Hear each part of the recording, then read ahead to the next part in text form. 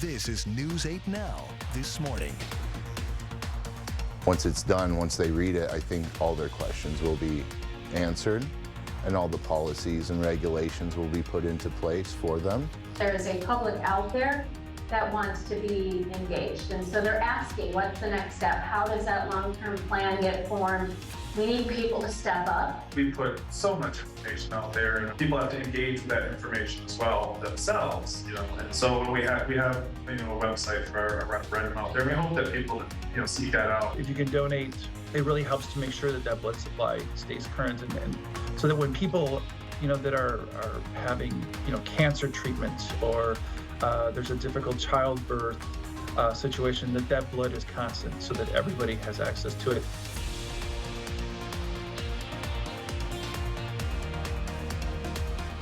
Good morning, everyone, and thanks for watching News 8 Now. I'm Sophia Pullman. And I'm Derek Sibley. It is March 2nd. Yeah. Missed the first yesterday, That's but all right.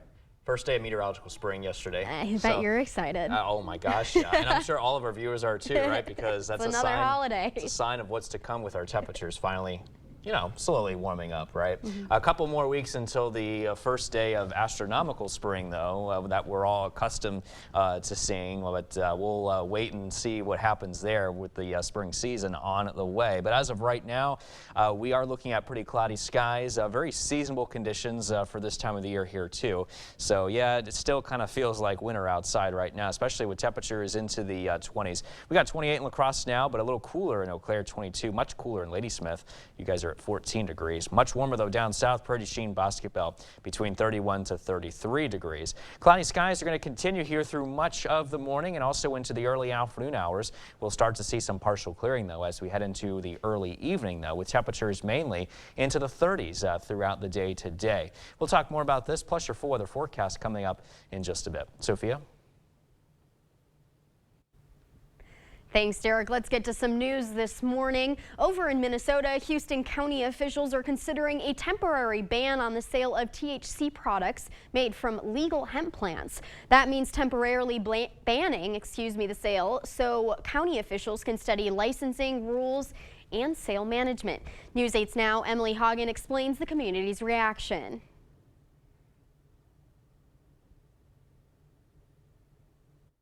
On Tuesday, Houston County Board Commissioners took feedback from the public on the proposed THC moratorium. You're putting more health risk by taking this away from the community than by leaving it in place. Most of the people who spoke were against it. Jason Redmond, who owns the CBD shop in Caledonia, says he's seen a lot of success since THC products were legalized. Yeah, they get more relief from Delta products than they seem to get from the medication that they're prescribed. He worries that moratorium will damage his business and the local economy. I'll either have to shut down or I will barely be able to make a living just selling CBD stuff because it's just not as popular as the Delta stuff. Only a few community members spoke in favor of the moratorium. Susan Link, who lives in Caledonia, was one of them. People tend to think if it's legal, it must be okay. She said she worries adult access to THC products would set a harmful example for area kids. We already have so many other substance abuse problems in our society that we don't need to increase the accessibility and create more dependence upon substance. Redmond argues keeping area kids in check should be up to the parents. This proposal comes as the state is working on its own plan for cannabis. Now, Minnesota Democrats pledged earlier this year that they would legalize marijuana in 2023. As introduced, the bill is nearly 250 pages, and it's a lot to get through. But within these pages are details on taxing, licensing, and even retail location.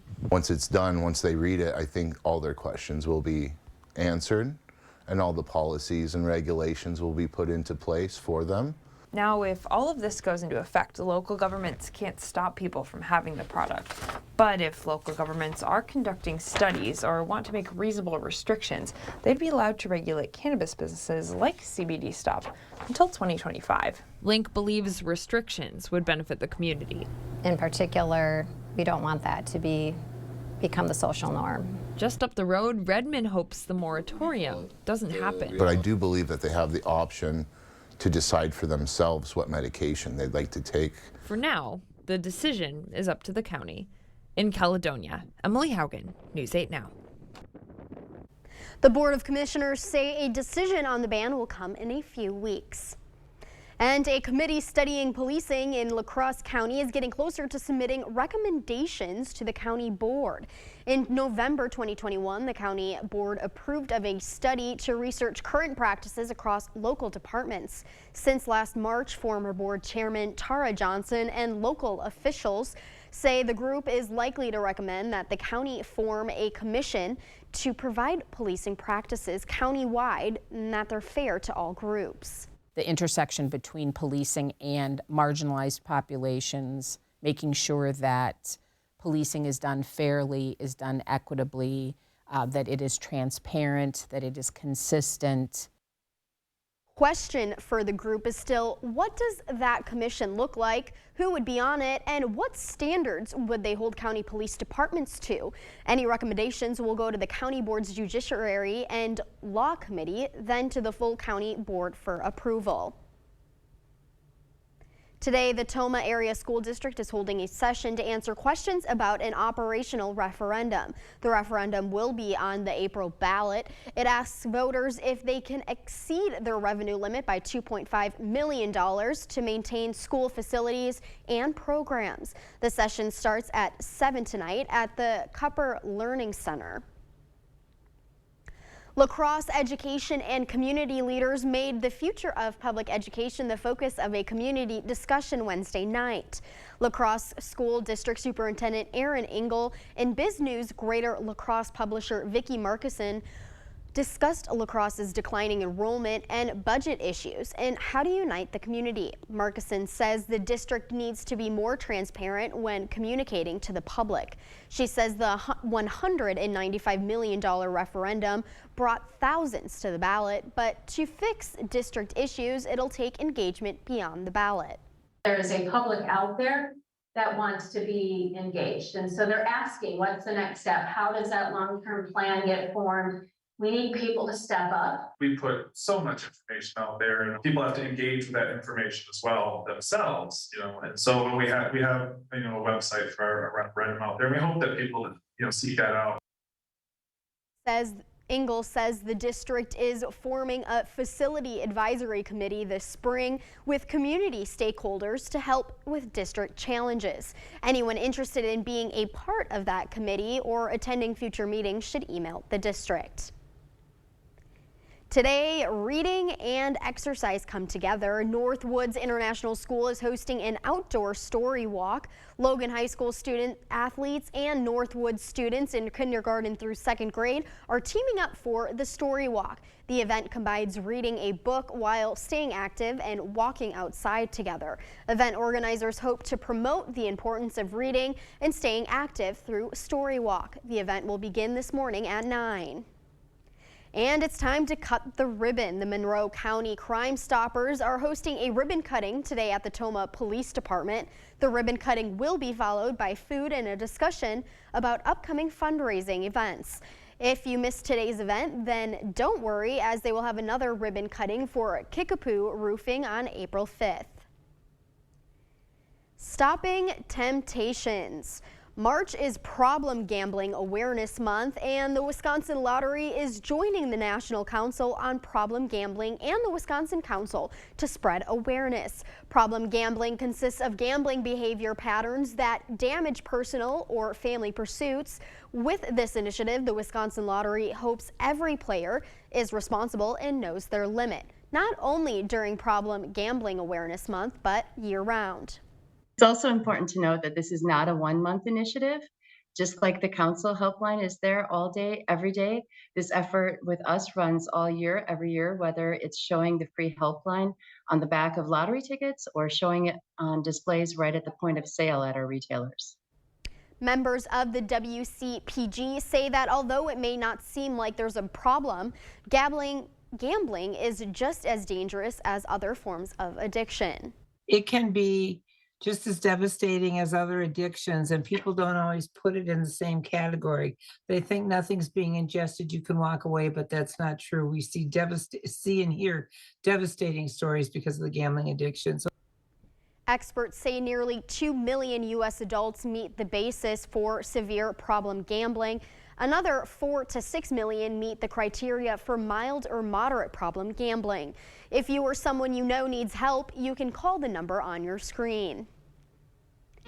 Still ahead on your morning news, a library event that teaches you how to spot and prevent identity theft. We'll share more. And protecting milk. A Wisconsin senator who is introducing a bill to keep labels of food products accurate to their ingredients. That and more coming up this morning. For now, we're sending you to break with something to put the good in your morning. Not all heroes wear capes. Meet two crime-fighting canines, Buster and Beast. The British duo will soon be heading to Thailand to start a new role protecting critically endangered pangolins. 200,000 pangolins are believed to be trafficked every year, but the new paw enforcement will work to sniff out live pangolins so that they can be rescued and released back into the wild. Don't go anywhere. Your consumer news at News 8 Now this morning is after the break.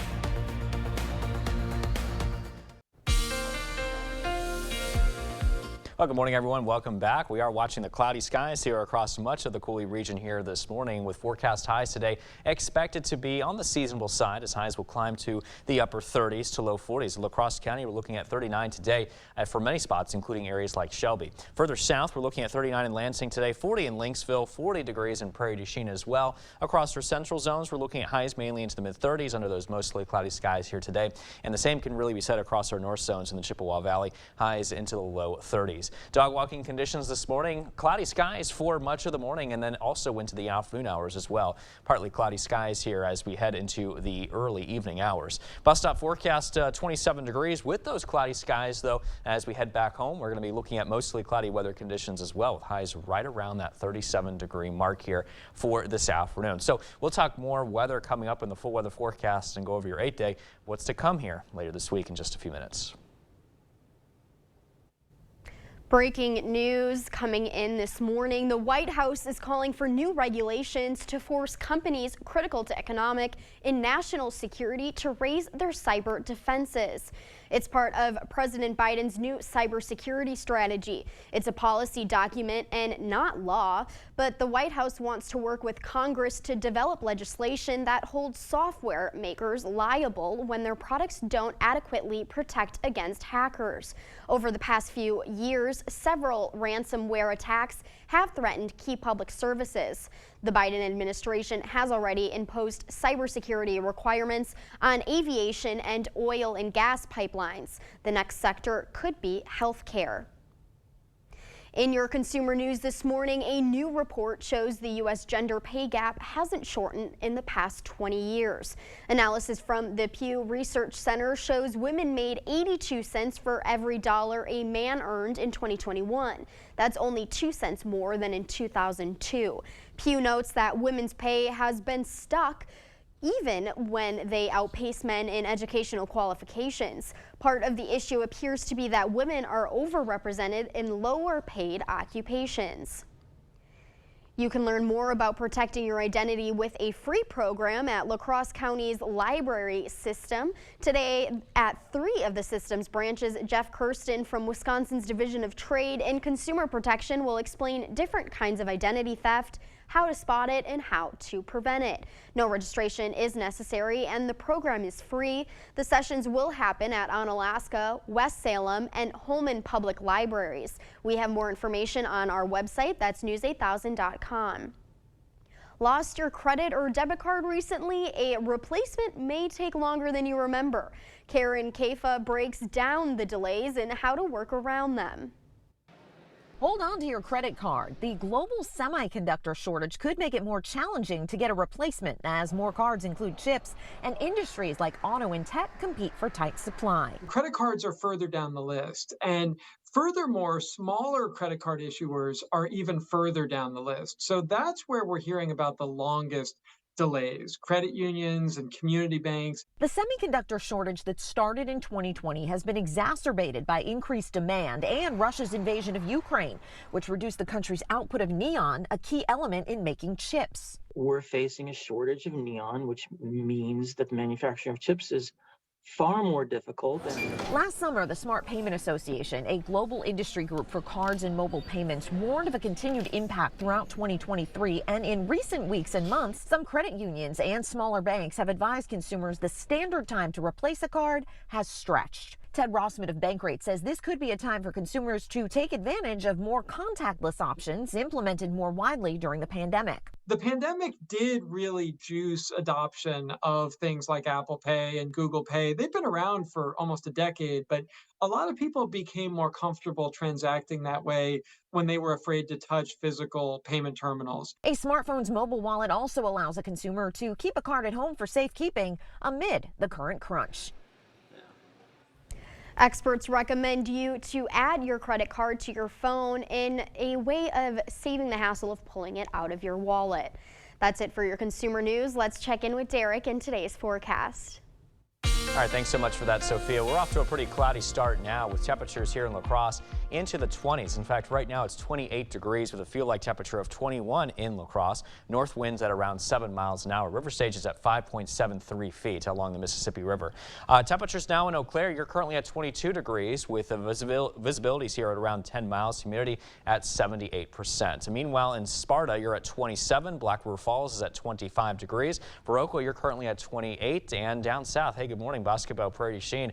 Both of you are around the low 30s here so far, with forecast highs expected to be mainly into those mid to upper 30s and also low 40s further south. But further north, we got highs today mainly into the low 30s. So a pretty cloudy start here this morning will continue as we head into the early afternoon.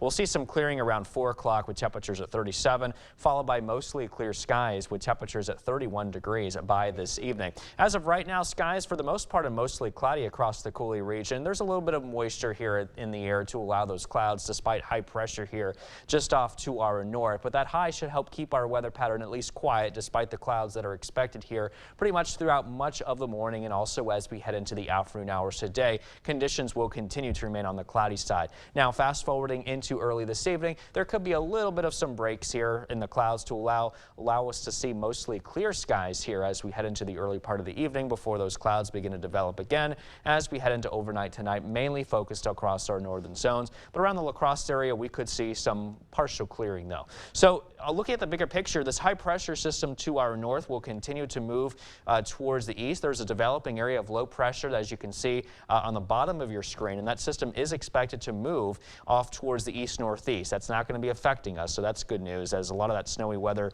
and rainy weather will bypass us. Here comes this low pressure system to our west. It does have an associated cold front with it. Not to worry with this system though, because we're not expecting a huge temperature swing as it moves through here as we head into tomorrow evening and also into early Saturday. In fact, you'll notice that temperatures will be somewhat consistent too. Highs mainly into the 40s. There is a chance, though, a slight chance that is of some flurries on Saturday, followed by a chance of rain, snow on Sunday. Same can really be said as we head into early next week on Monday as well. Overall, a mostly cloudy sky here for much of next week with highs into the 30s and 40s and lows mainly into the 20s and low 30s. Stay with us. We're back with much more news and weather. That's still to come on News 8 Now this morning. We are taking a quick break with a look at what happened on this day in history for March 2nd. We'll be right back.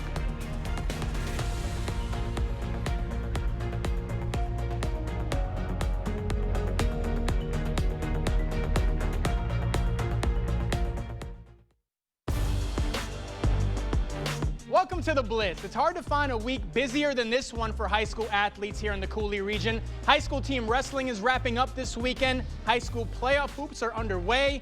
And for our high school gymnasts, it all comes down to this weekend. For the 4th straight year, one of Sparta's best has a chance to cap off her season as a state champion. Sparta's Ella Hemker is gearing up for her 4th straight trip to the state tournament. Hemker captured the gold medal as a junior last season in the vault competition, and now the senior has a chance to place in 3 different competitions this year.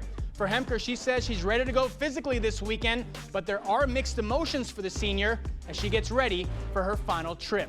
This week has been a little stressful just because it is the 4th year that I've went, and it has also come with a lot of joy that the hard work that I've put in and the time my coaches and my family has helped me get to the gym and helped me get where I am today. It's really awesome to know that I made it to state for the 4th year. My goal for every event is to really honestly have fun and be confident in the skills that I'm competing and to have a really solid last state meet. She's always there to help other people on the team, also help them build their skills, and when we ask, hey, can you show someone this skill, she's right there helping out. And that endorsement from head coach Lucy Bennett has never been more appropriate than this year. Sparta freshman Gabrielle Bjorkman has thrived this season as a member of the Spartans gymnastics team, and that success can culminate this weekend with a state title. Bjorkman says a lot of the credit goes to her teammate. It's really nice to have Blue Round, and I look up to her a lot, obviously. That really inspired me this year and overall just made me a better gymnast. My goal this weekend is probably just to have confident balls, just be solid, and I'm really going to enjoy it, like watching other girls and learn what I can do better. Individual competitions kick off this Saturday for Hemker and Bjorkman in Wisconsin Rapids. On the high school hoops, we got our hands full tonight. Sectionals tipping off on the girls' side. Lots of our area teams still alive in the chase for a state title, and that next step takes place tonight. Here's a quick breakdown of what we have in store for Thursday. Let's start in Division 2 with those tough Timberwolves. Toma, the 7th seed in that bracket. T-Wolves winning all 3 of their regional games last week, and now Toma gets set for top seed Menominee. That game will be played at Eau Claire Memorial. In D3, West Salem clashes with Elk Mound in Arcadia, and PDC goes head-to-head with Platteville. That game will be played in Lancaster. In Division 4, Aquinas and Bangor going at it for the second time this season. They'll play at Onalaska High. And in Division 5, top seed Blair Taylor will clash with Hillsborough in Cashton. On to college hoops now, UWL's Ethan Anderson making some history this week. Anderson being named to the All-WIAC first team for the 4th straight season. And with that honor, the Black River Falls grad becomes the first player in UWL history to earn 4 career All-WIAC first team honors. Anderson played in all 26 games this year for the Eagles, finishing 2nd on the team in scoring at just under 12 a game. He scored in double figures 13 times this season, putting up a season high 29 against UW Eau Claire back in December. Bucks are the hottest team in the NBA. They were at home last night hosting Orlando. Magic up 1 in the second until Pat Connaughton knocks down the corner 3. Bucks go in front. They start pulling away later in the second. Jay Crowder, same spot, same result. Milwaukee up 10 at the break, and the home team staying hot all night long. Brook Lopez was feeling it. One of his 4 threes on the night. He had 18 in this one. Bucks cruise 139-117. Win number 16 in a row. That's going to do it for the Blitz. We'll see you tonight.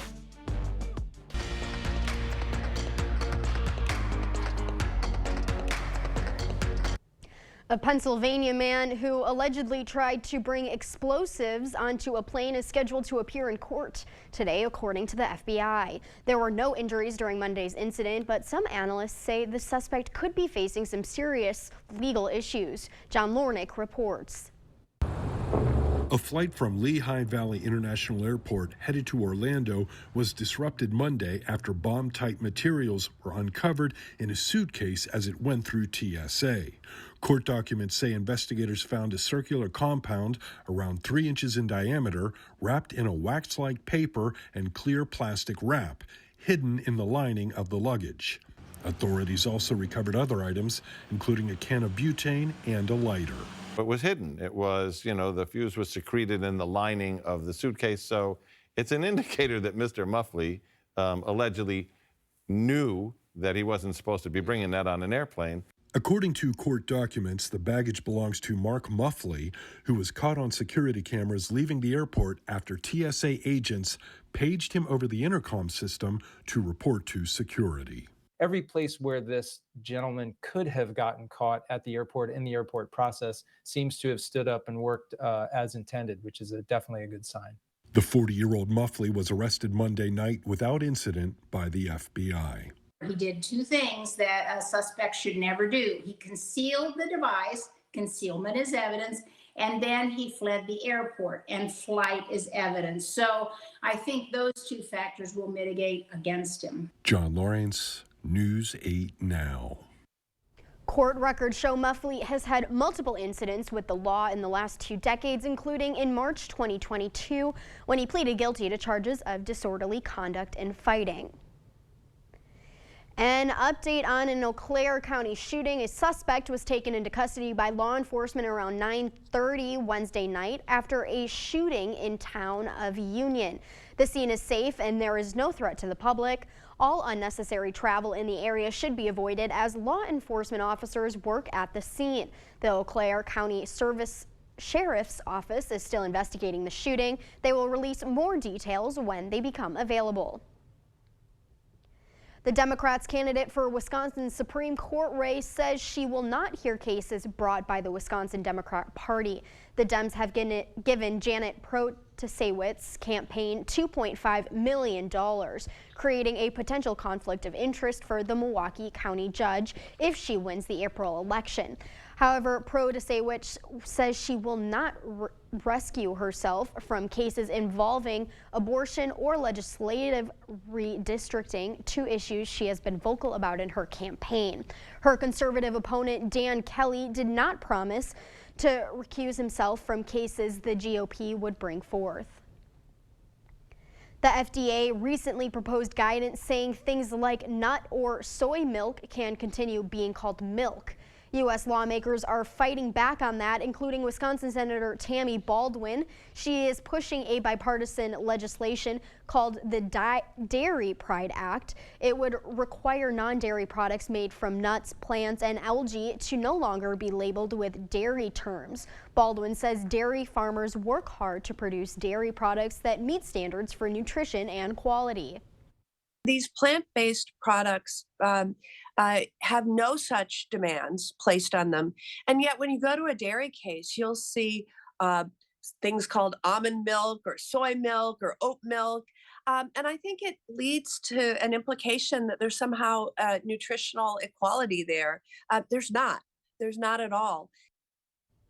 Minnesota Senator Tina Smith is a co-sponsor of the bill. If you're thinking about quitting smoking or chewing tobacco, there's even more help to kick the bad habit.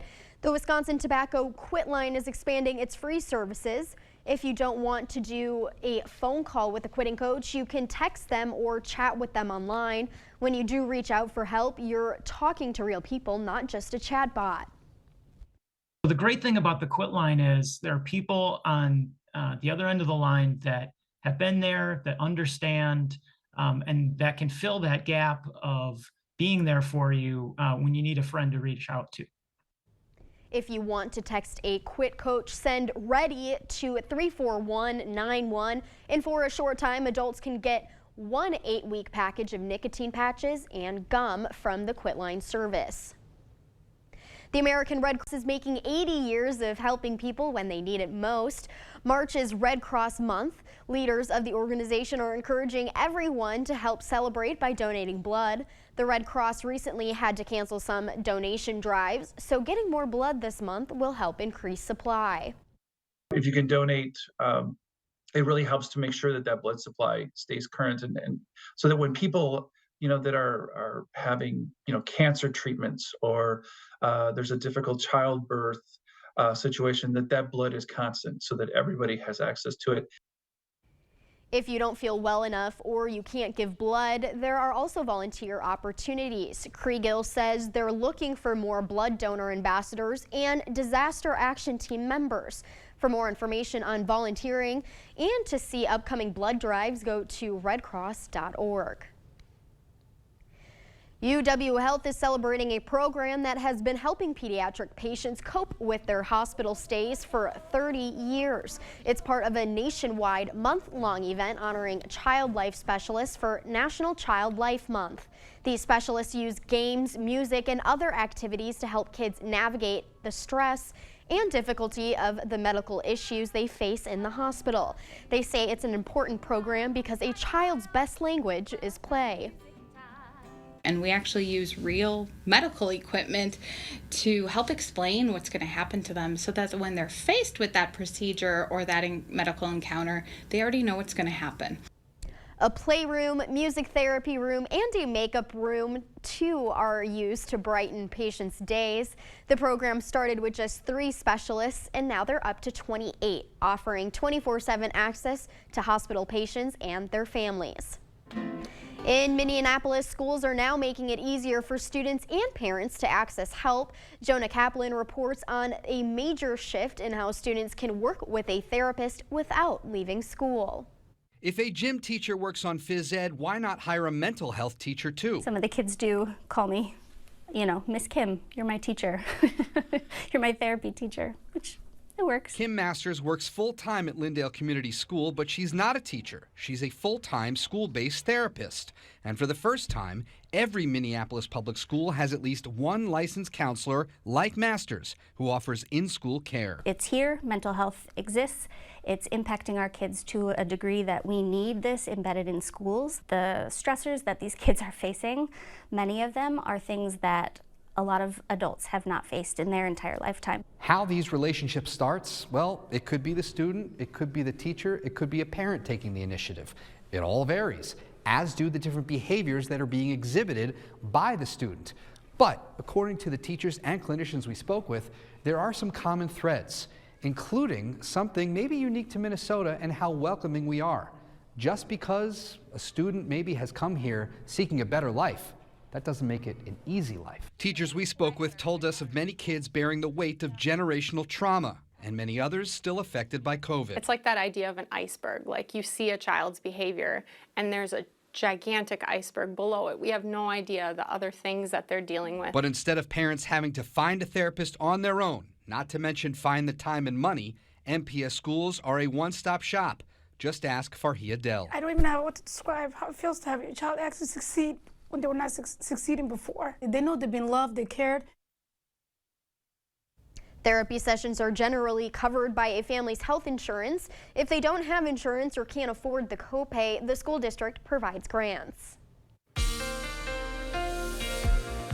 Off to a quiet but also pretty cloudy start here in La Crosse. Temperatures are at 28 degrees, but it does feel a little cooler with the wind chill, with a feel like now of 21. Winds out of the north at around 7 miles an hour. So those cloudy skies are going to continue throughout much of the morning, especially. And as we take you into the later afternoon hours today, we start to see a little bit of clearing with temperatures well into the 30s. In fact, our forecast high today, 39 degrees, mostly cloudy skies, but overall a seasonable day. Light and variable winds here to work with, and light and variable winds will continue as we head into tonight as well. Temperatures are around 26 degrees under mostly cloudy, but pretty mild conditions to work with. So as we take you into the drivecast, cloudy skies will continue for the morning and also into the mid-commute hours as well for the lunch hour. As we take you into the evening commute, skies looking partly cloudy, but overall pretty dry across the area for your driving conditions overall. We'll talk more about weather coming up in the full weather forecast after the break, but also coming up in our Buzz Report, we share the locations for a goodbye tour from one of the world's most iconic rock bands. Stay with us. We'll be right back.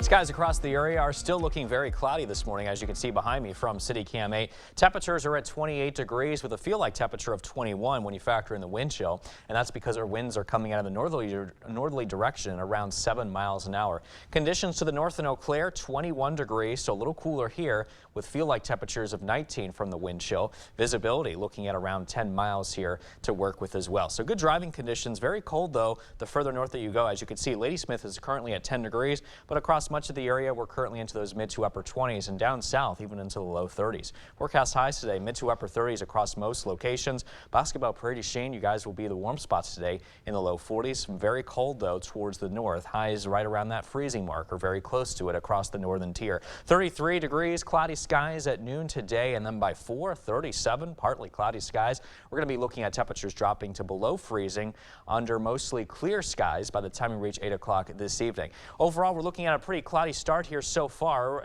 despite high pressure here to our north, but this system is going to be moving away from us, and we're going to say goodbye to this system here over the next couple of days. We got some cloudy weather conditions now, as we just saw here, and this will continue throughout much of the morning. Notice the drier air kind of moving in, but the clouds here still develop despite that around 1 o'clock this afternoon. And then we start to see some more clearing as some dry air kind of moves in around 6 o'clock here this evening. By the time we reach to the later evening hours heading into tonight, the majority of the clouds cloud cover will be focused mainly to the north, while the La Crosse area will see a little bit of some partial clearing to work with.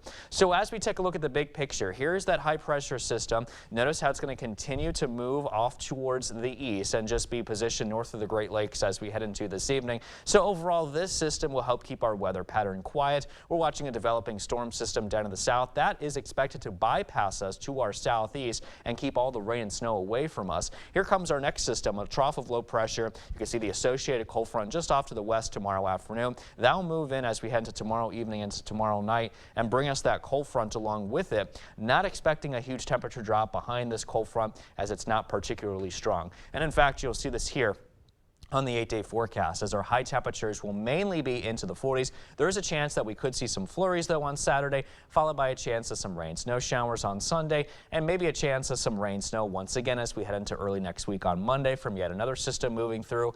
Overall, not a whole lot of sunshine to work with either. If we don't see precipitation, we're just looking mainly cloudy. Highs into the 30s and 40s, and low temperatures into the 20s and low 30s. There's some bittersweet news coming from one of the biggest American rock bands in history. KISS has announced their final tour. The End of the Road series will make stops in 18 cities, beginning in Austin, Texas. The closest show to us here in La Crosse will be at the Allstate Arena just outside of Chicago. If you want tickets to the show in the Chicago area, the pre-sale starts March 9th. Black Diamond from the very first album, and also KISS. Robert De Niro is still trying new things. The two-time Oscar-winning winner, who will turn 80 in August, is set for his first lead role in the TV series. De Niro has joined the cast of the conspiracy thriller Day Zero. He'll also serve as an executive producer on the Netflix limited series. Nintendo fans' favorite pair of plumbers will be hitting the big screen a little sooner than expected. Universal has decided to release the Super Mario Bros. Movie 2 days earlier than originally announced. The studio says the new animated film will now debut in North America on April 5th. The highly anticipated animated film stars Chris Pratt as Mario and Charlie Day as Luigi. Once again, the new release date for the Super Mario Bros. Movie is April 5th. I'm a huge fan of KISS. I've actually been to a KISS concert with my family. Oh, nice. Yeah, I grew up watching Chris Family Jewels. How was it, the concert?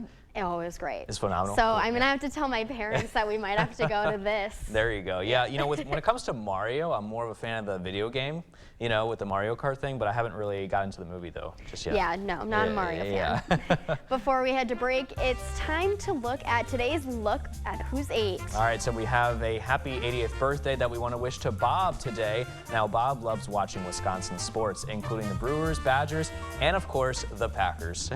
If you know a special someone turning 8 months, 8 years, 18, 80, or 88 years old, we'd love to feature them. Yeah, just upload their photo to our website, news8000.com, and look for that Submit Pictures button under the Home tab on our website.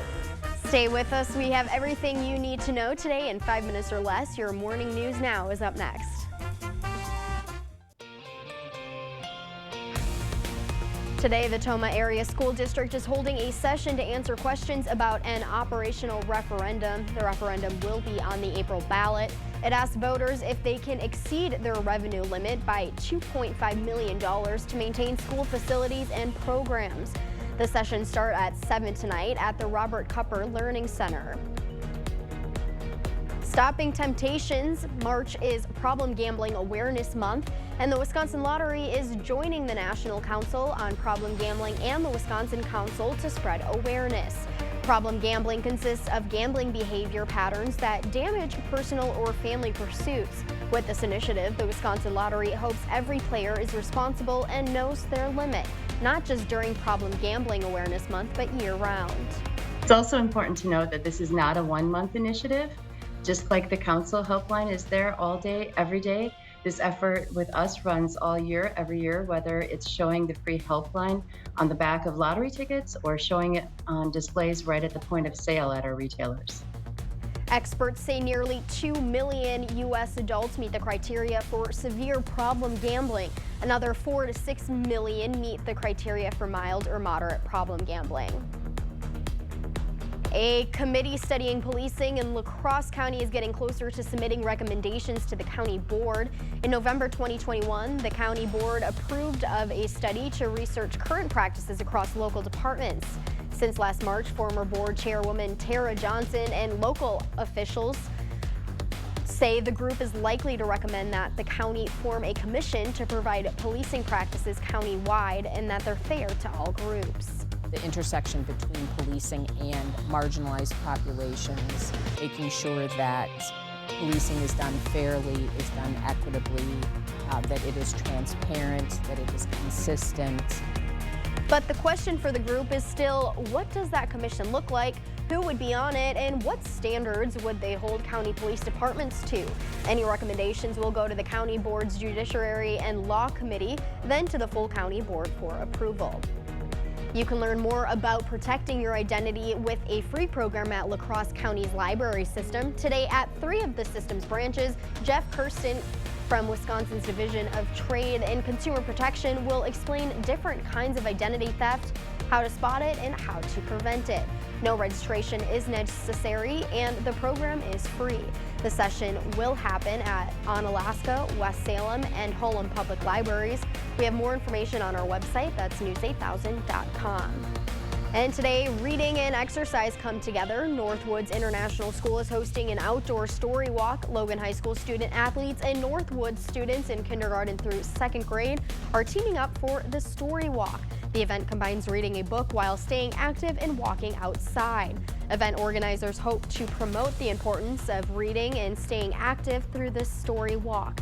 The event will begin at 9 o'clock this morning. And as you head out the door this morning, we are looking at a pretty cloudy start. Temperatures into the upper 20s, low 30s. Those clouds are especially going to be overcast through the late morning. And then we start to see some partial clearing late this afternoon into early this evening, with temperatures holding steady mainly into those mid to upper 30s during the afternoon. Now tomorrow may be slightly warmer. Highs will climb to about 41 degrees. Still looking at a day full of clouds though. Some flurries possible on Saturday with a chance of rain and snow on Sunday and Monday from our next system moving through. Highs in the mid 40s though for Sunday and Monday. Then we drop into the mid to low 30s here as we head into much of next week, while still looking at mainly cloudy conditions and low temperatures into the 20s and low 30s.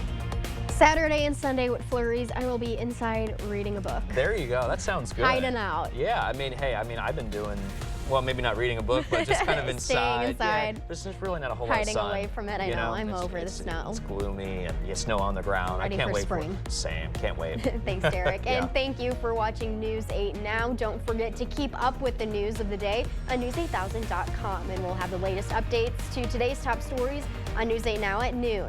Have a great day, everyone, and thank you for watching News 8.